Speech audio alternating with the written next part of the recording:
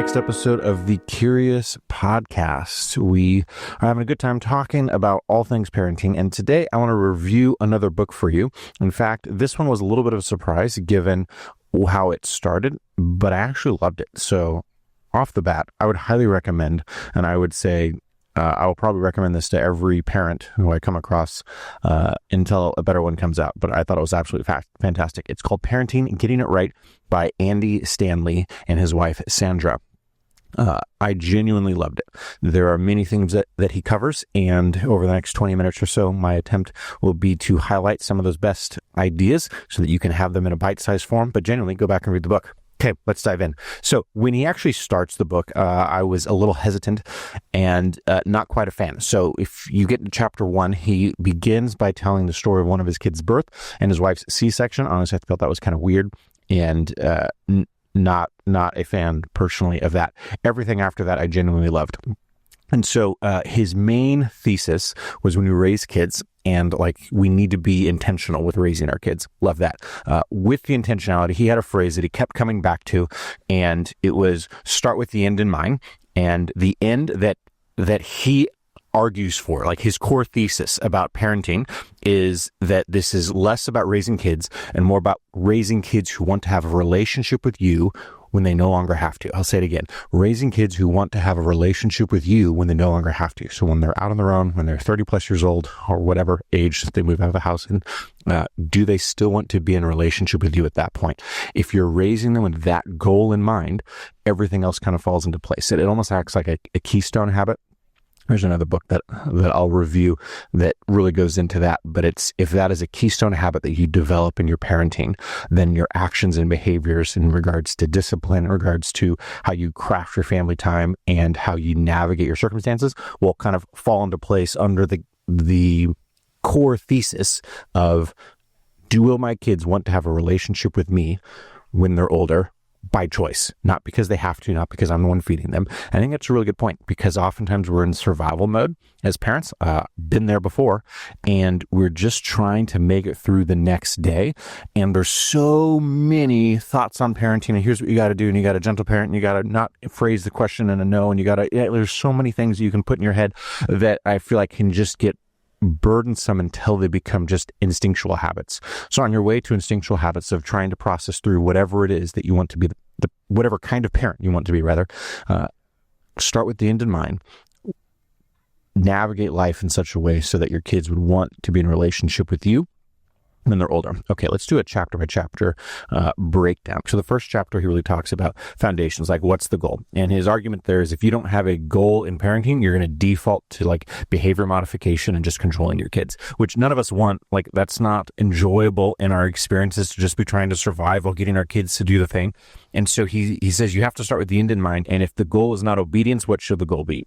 Influence. And so what are we trying to influence them toward? And he has distilled all of this down to influencing our kids in such a way that they want to have a relationship with us when they're older. And I thought, that's a hot take. I would have not come up with that on my own in that way. I would have thought influencing them to have a relationship with Jesus, to receive him in that sense. And I think that's actually true. And that would be where I would critique him. And we'll get into that in a later chapter in the book. But for him, he's really trying to peg into an idea called keystone habits, where if you get one habit right, a bunch of other things fall in line. And so his keystone habit is, if you raise your kids in such a way to where you have influence in their life so that they want to be in relationship with you when they're older, then a bunch of other things naturally fall into place, including orderliness, including following Jesus, including having right relationships with each other as siblings. And so I was like, I actually think that's true in the sense of that being a well-described keystone habit. Okay. The second chapter that he goes into is discipline, and how to discipline in such a way that builds relationships. There's another book that I really like by Daniel Siegel on discipline. He uses a lot of concepts from it. Daniel Siegel's book, we'll do a review on that, is very heady and processes through what's the psychology in a kid happening when we discipline. And he doesn't go into the minutia of the detail of cognitive theory, but he is talking about how when we discipline our kids, how it affects them. And so in his mind, discipline should always be about restoration, not alienation. And so it's correction with connection. And so this oftentimes takes a lot more time. He has an example of how one of his kids did something that like broke relationship with one of his teachers. And so it wasn't just, hey, you got to redo your homework, but how do you restore the relationship with your teacher? It takes a lot more time in parenting to create opportunities for your kids to restore relationships with those who they break relationships, whether it's intentionally or inadvertently. But he said within this model, it reinforces that main keystone habit of what is it to be in right relationship with others, specifically with your parents so that they can continue to parent you. But what is it to be in right relationship with your siblings? What is it to be in right relationship with your teachers? And so that discipline is always meant to engage people, right? Because sin or disobedience alienates you from people, pulls you away. And so when you're disciplining, you're moving people closer together. That's a win. With that, he said he doesn't have like pre-planned, like if you punishments. If you do this, then this happens. If you do this, then this happens. Because he said that's not fundamentally at the core of relationships. Because if the goal is restoring relationships, well, then every infraction will need a very custom approach to how we restore that relationship. Now, there's certain things that you might be able to have like idealistic standards, but I actually kind of like that. And he even leans into the fact of, as a parent, you don't always need to have the correct discipline in the moment. He gave a couple scenarios where he would pause and think, hey, I don't know what restoration looks like, but mom and dad are going to have to think about this and we'll get back to you, right? Like, I love that because it shows that you are parenting with an authentic approach in a way that is adaptive to the scenario rather than just, hey, I need you to follow these rules and perform against these rules. It's all about relationship, and relationships are very fluid and organic. Not that we have differing standards per se, but I do really like that approach. Okay, chapter 3, prioritizing your marriage. I love this. So many times I hear, and it's easy to fall into this, of where kids become the priority. And so you deprioritize your marriage, you deprioritize the intentional time so that you can just survive.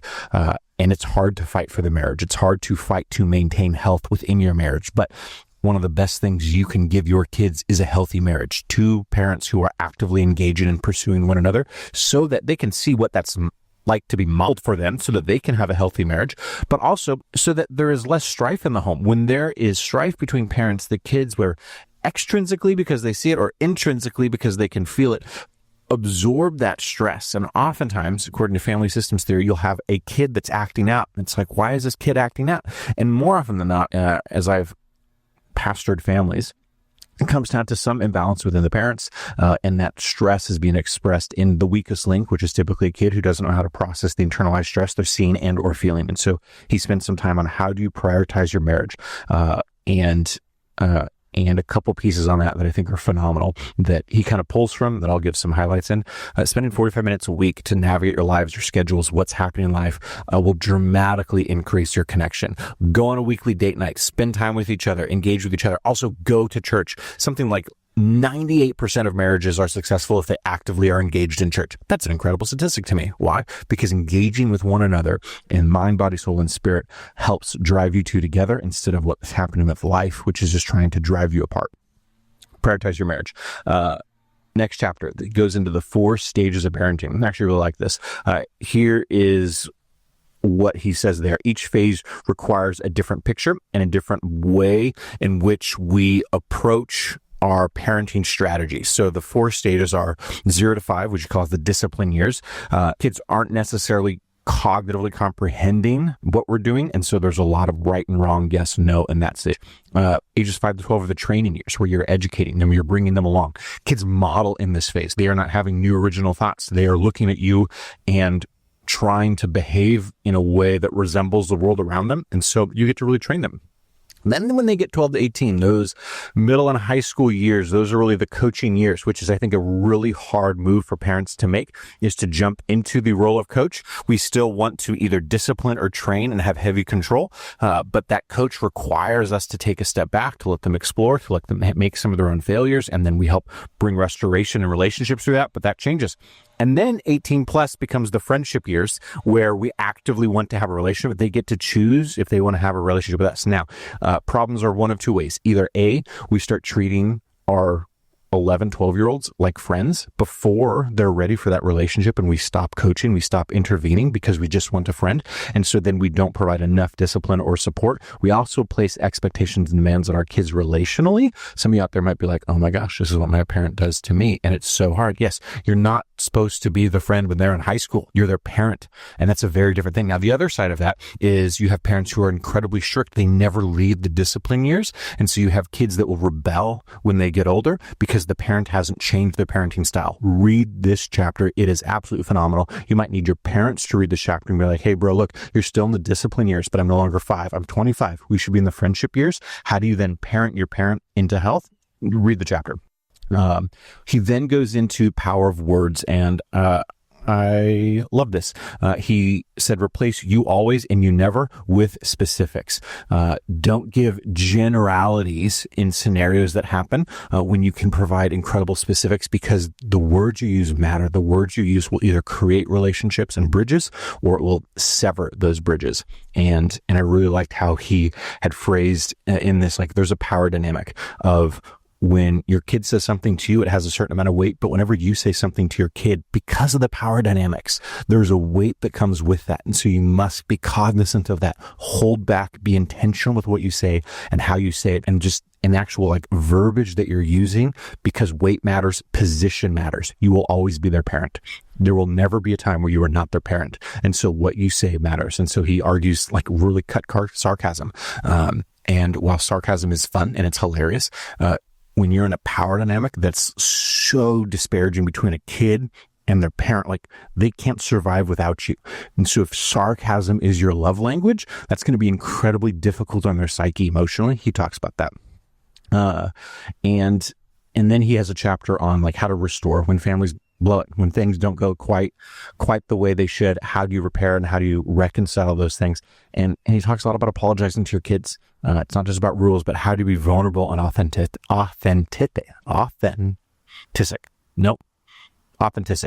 No, that's wrong. Authentic. How do you be authentic with your kids? And there's another balance there, because it's not about using your kids as a therapy session. It's not about trying to get your kids to like you. It's not about overly communicating about your partner and disparaging them to try to gain a relationship with your child, right? It's about truly engage with them in the way that's going to be best for them so that they have a relationship with both you and your spouse when they're older. Okay, the last chapter he goes into, that I'll go into some detail, is on faith. And so his core thesis is, of course, I want my kids to know, trust, love, and follow Jesus.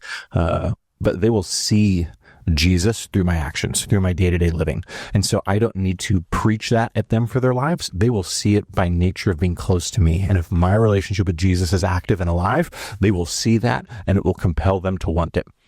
In principle, I really like that. And I do think that should be the core of our thought is, am I living my faith in such a way that my kids feel and experience that at every level, beyond what I might be preaching, but just by nature of being in close proximity to me, do they get to see close up at hand who Jesus is, the power of his restoration, the Holy Spirit restoration power in my life, and the ability to live on mission and with a sense of purpose? Are they encountering that from my day-to-day living? If not, then there's some spiritual work you need to do to pursue Jesus, to pursue that relationship that will ultimately transform everything about the way you live in the best kind of way.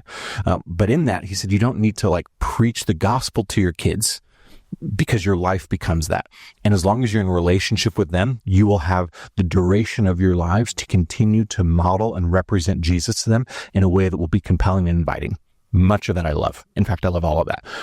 The piece that I would add to that is if we become short-sighted in our mission, which is to glorify God and to use what he has given us to bring hope, healing, and restoration to the rest of the world, and we put that as a secondary item, I feel like in our minds, what we will oftentimes take to the extreme is a dry cleaner parenting approach, where it's like, hey, I'm supposed to show my kids my faith through my actions. I'll let my pastor pour into them. I'll let their youth pastor pour into them. I will outsource their Christian education to someone else.